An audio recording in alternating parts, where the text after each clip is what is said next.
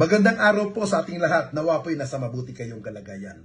Mayroon nga po tayong mangyayari na 3 araw na rally na kung saan ito pong paghahanda ng ating kapulisan ay para po magbantay at maging ligtas ang lahat ng mga dadalo dahil ang gusto lang naman ng ating kasalukuyang PNP chief ay ang maging ligtas ang bawat namamayan. Kahit ano pa po ang inyong gagawing rally, ito man po ay maging favor sa government, ito man po ay ano pa man ang inyong gustong ipahayag, iginagalang po ng ating kapulisan ang malayang pamamahayag.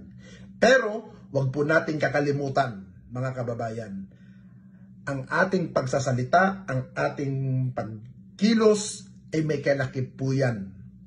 Kaya po, matuto rin po tayong rumespeto sa mga taong nakadeploy po dyan. Dahil ang pulis po, nandiyan po sila at magpapakalat po ang PNP ng 15,000 para po magbantay sa aktibidad ng religious rally pong yan. Again, ito pong pagbabantay po sa rally ay hindi po para manmanan. Bagkus para po i-guide at maging mapanatili ang kapayapaan dahil yan lang naman po ang gusto ng ating kapulisan.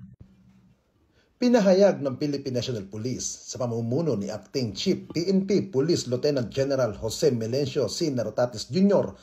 ang kanilang buong paggalang sa darating na religious rally na inorganisa ng isang malaking religious group na nakatakda sa November 16 hanggang 18, 2025. Bilang isang kinikilalang relihiyosong aktibidad, tiniyak ng PNP na ang naturang pagkitipon ay magiging payapa, maayos at ligtas. Kaugnay nito, ilalagay sa mahigit sa 15,000 na mga pulis na magunahing lugar kabilang ang EDSA Shrine, Senado ng Pilipinas, People Power Monument kasama na ng mga kinatawan, Quirino Grandstand, Liwasan, Bonifacio, pati na rin sa mga lugar na San Juan, Ortigas, CP Garcia, Angel Locsin Street, CM Remedios, GP Laurel Street, San Miguel, Nagtahan, Padre Algia, Malacanang Park, Palacio, Pasig, Cabinet, Ayala Bridge, San Sebastian, Recto, Avenue, Ligarda, Puguso Street at iba pang observation post at border post control. Binigyan din ni Acting Chief PNP Police Lieutenant General Jose Melencio C. Nartates Jr., iginagalang natin ang karapatan ng bawat Pilipino na malayang maisagawa ang kanilang pananampalataya. Tungkulin namin tiyakin na magiging ligtas ang pagtitipon ito. Hindi lamang para sa mga dadalo, kundi pati na din sa buong komunidad. Bago ang aktibidad, isinagawa ng mga Inter-Agency Coordinator Meeting upang masiguro ang maayos na deployment at tuloy-tuloy na suporta para sa lalahok ng mga publiko. Kami ay magiging visible vigilant at handang tumugon sa anuman sitwasyon, dagdag pa ni Police Lieutenant General Nartates. Ayon kay PNP spokesperson Police Brigadier General Randolph T. Tuanyo, magpapatupad ang ating mga pulis ng maayos na crowd management, traffic coordination at mga hakbang sa seguridad sa pagpaligid ng mga lugar na pagdadarausan ng aktibidad.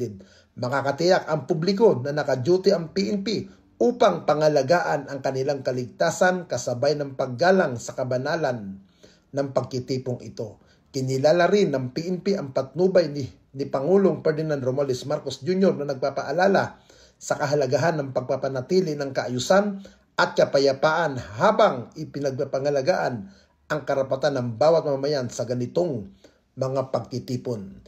Hinikayat ng PNP ang publiko na sumunod sa mga patakaran sa trapiko, makipagtulungan sa mga itinalagang security personnel at maging responsable sa pakikilahok. Sa tulong ng lahat ng religious rally ay inaasahan magiging isang ligtas, maayos at makahulugan pagtitipon para sa lahat ng mga dumadalo.